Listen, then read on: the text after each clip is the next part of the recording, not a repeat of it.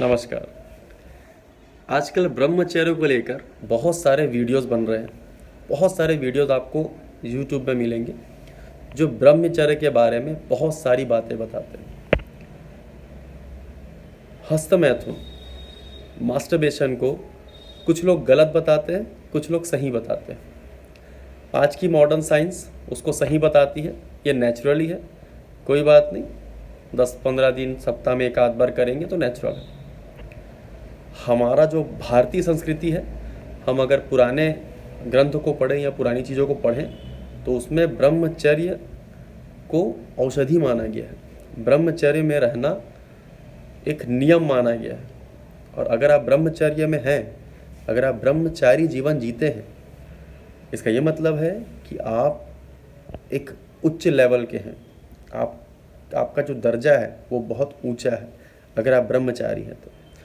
ब्रह्मचारी रहने का ये मतलब नहीं है कि आप शादी नहीं करेंगे, आप बच्चे पैदा नहीं करेंगे। ब्रह्मचारी रहने का मतलब ये होता है कि आप बेवजह अपने स्पर्म को, अपने वीर्य को नाश नहीं करते बेवजह का। अगर आपको संतान पैदा करना है तो आप वीर्य को बाहर निकालें, या फिर महीने में 1 बार या 2 बार, अगर हम शादीशुदा हैं तो महीने में 1 या 2 बार अगर हम सेक्सुअल रिलेशन बनाते हैं अपने वाइफ के साथ तो भी हम ब्रह्मचारी कहलाएंगे। बात तब बिगड़ती है जब हम बेवजह वीर्य का नाश करते हैं, बेवजह हम स्पर्म को बाहर निकालते हैं। तो इसी टॉपिक पे मैं खुद शादीशुदा हूँ, मैं खुद इस चीज़ों से गुजर चुका हूँ। और ऐसा नहीं है कि शादी से पहले मैं मास्टरबेट नहीं करता था या हस्तमैथुन नहीं करता था।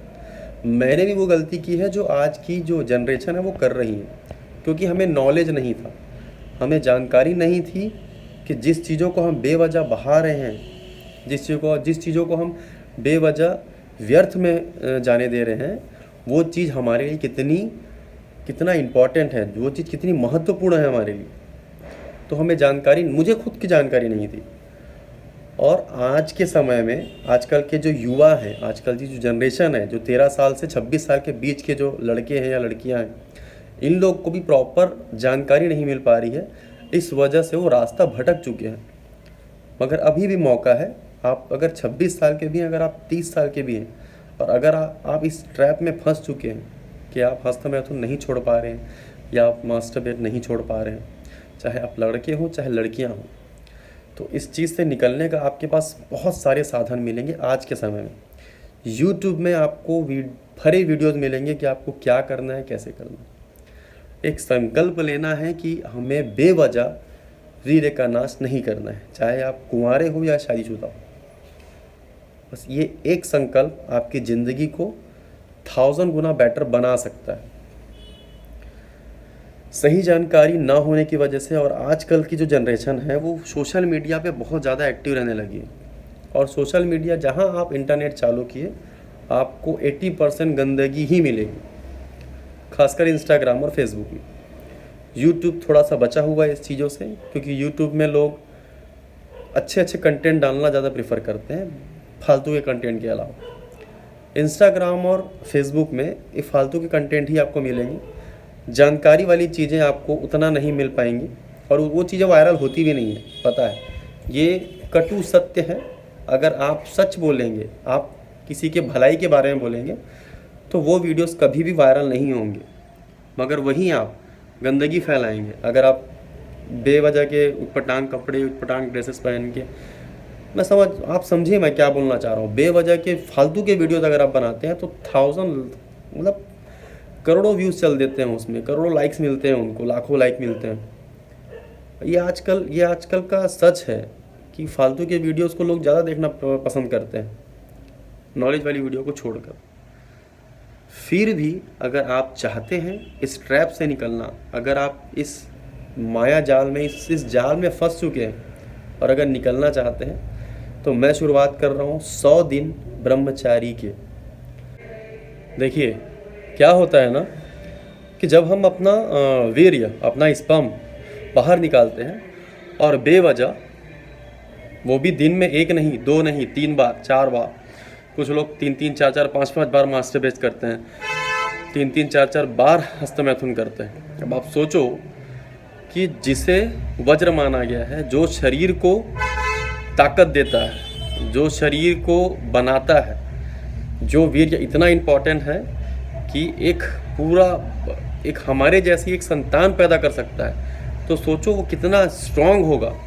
जो हमारे जैसा एक पूरा संतान पैदा कर सकता है, वो वीर्य कितना ताकतवर होगा।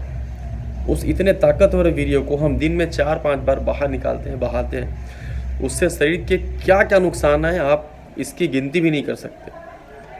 और अगर आप इस चीज़ को सर्च करते हैं कि हस्तमैथुन के क्या नुकसान है, तो आपको मिलेगा बाल तो झड़ते ही हैं, चेहरा सूख जाएगा, बॉडी सूख जाएगी, नसों में प्रॉब्लम आना चालू हो जाएगा, हड्डियों में दिक्कत चालू हो जाएगी।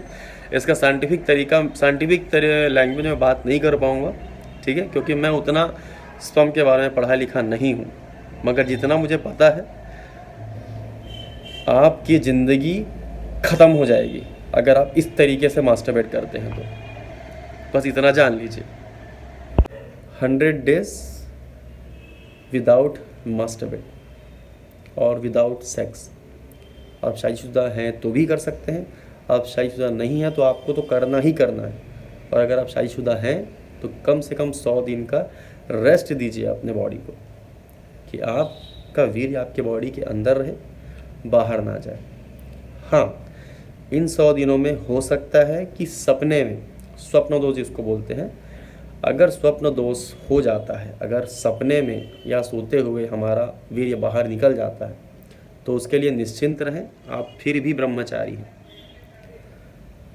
इस चीज़ का ध्यान रखें कि अगर सपने में अगर हमारा वीर्य निकल जाता है, तो आप ये मत सोचिएगा कि अब हमारा ब्रह्मचर्य टूट चुका है तो हम फिर से वही काम चालू कर देंगे। ये चीज़ें नेचुरली हैं।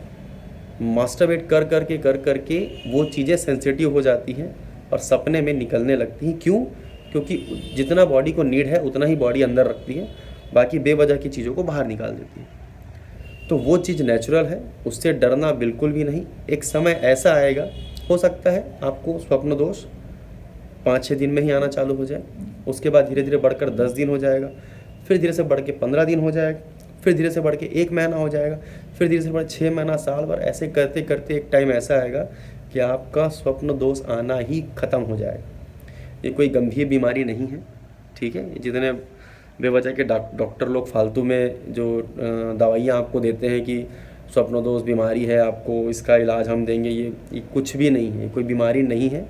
ये नेचुरल है। जो बॉडी के अंदर जो वीर्य, जो स्पर्म बॉडी संभाल नहीं सकती है, वो सपने के थ्रू बाहर निकाल देती है। जो हमारे विचार होते हैं, अगर वो बहुत ज़्यादा गंदे विचार चल रहे हैं तो वो उसके थ्रू भी वो बाहर निकल जाता है। तो कोशिश करें कि विचारों को शांत रखें और हो सके तो सात्विक खाना खाएं, ज़्यादा मसाला वाला ना खाएं, नॉनवेज कम खाएं।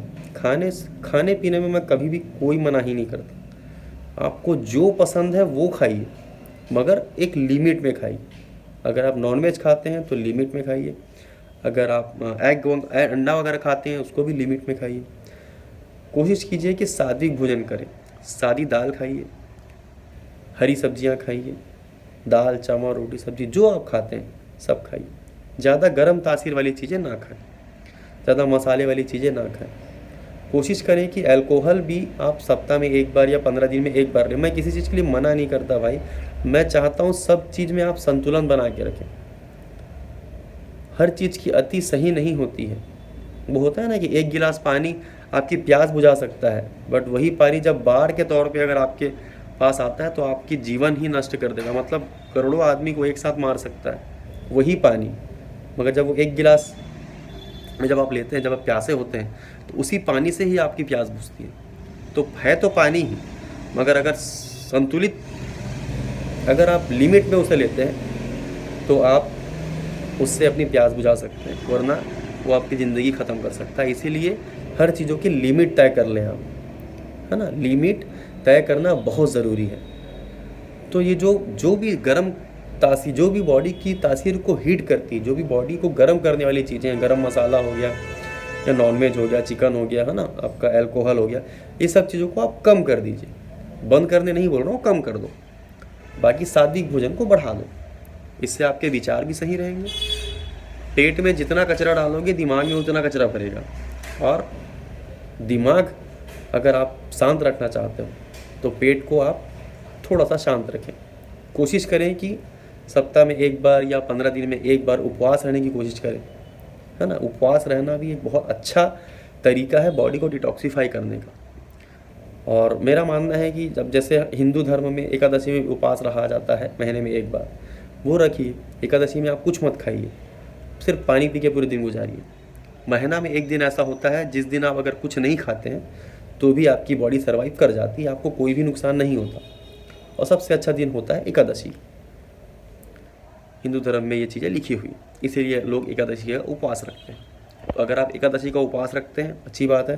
या महीने में कोई भी एक दिन आप एक तारीख डिसाइड कर लीजिए कि आपको इस दिन उपवास रहना है, उस दिन आप उपवास रहिए। तो इस तरीके से आप हस्तमैथुन से छुटकारा पा सकते हैं। तो मैं चैलेंज कल से चालू करूँगा, कल हमारा पहला दिन रहेगा। वीडियोस में मैं रोज़ यूट्यूब में मैं रोज़ आऊँगा, रोज़ हम अपना दिन रिमाइंड करेंगे कि हमारा आज पहला दिन है, आज दूसरा दिन है, आज तीसरा दिन है। कुछ चीज़ें मैं बताता जाऊँगा कि आपको क्या क्या करना है, क्या क्या नहीं करना है। तो ध्यान रखें, वीर्य बहुत ज़रूरी है। वीर्य का मतलब होता है, वीर्य को वज्र के जैसा माना जाता है। वज्र मतलब आपको प्रोटेक्ट करने वाला, आपकी इम्यूनिटी बढ़ जाएगी। आपको जो नॉर्मल जो बीमारियां लगती हैं, छोटी मोटी बीमारियां से तो आप ऐसे निपट लोगे। कोरोना वायरस भी आएगा तो भी ऐसे निपट लोगे। बाल अच्छे रहते हैं, है ना, कभी भी आपके बाल झड़ेंगे नहीं, आप गंजे नहीं होंगे कभी भी, है ना। आपका जो स्किन है, आपको फेस में कुछ लगाने की ज़रूरत नहीं पड़ेगी, आपका फेस वैसे ही ग्लो करेगा। तो ये सब चीज़ें हैं, आप इसे कोशिश कर सकते हैं। और मेरे साथ आप 100 दिन का संकल्प लेके चलते हैं कि 100 दिन तक हम ब्रह्मचर्य में रहेंगे। तो एक्सरसाइज करते रहिए, फिट रहिए, मस्त रहिए। मिलते आने वाले हर वीडियोज़ में, तब तक के लिए जय हिंद, नमस्ते, बाय बाय।